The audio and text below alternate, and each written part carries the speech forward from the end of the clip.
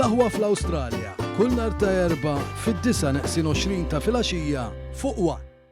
Il-President Mirjam Spiteri de Bono żaret il-Malta Biennale d'Art Villa Portelli fil-Karkara fejn kollha l-opportunità tiltaqa' uffiċjali minn ambaxxaturi, artisti u kuraturi li tellu il-padiljuni tagħhom. F'din iż-żjara l-President Spiteri de Bono ġeddet il-patroċinju tagħha għal dan il-proġett nazzjonali li fl-ewwel edizzjoni tiegħu diġà poġġa lil pajjiżna fil-kalendarju kulturali dinji. Il-President żaret ukoll l-Uffiċini Ċentrali ta' Heritage Malta fejn iddawret miċ-Chairman u l-President tal-Malta Biennale d'Art Mario Kutajjar u l-Kap Eżekuttiv ta' Heritage Malta Noel Zammit fost oħrajn. Il-President iltaqet mal-ħaddiema tal-Aġenzija waqt li żaret laboratorju fejn bħalissa għaddejjin diversi proġetti ta' konservazzjoni waqt li faħret il-bidla qawwija li ġabet Heritage Malta dwar kif inħarsu lejn il-patrimonju tagħna. Spiteri de Bono semmiet il-Biennale li qaqqat l-interpretazzjoni tal-istorja mal-arti kontemporanja fis-siti ta' Heritage Malta jixed l-impenn tal-Aġenzija li tfassal viżjoni ġdida għalija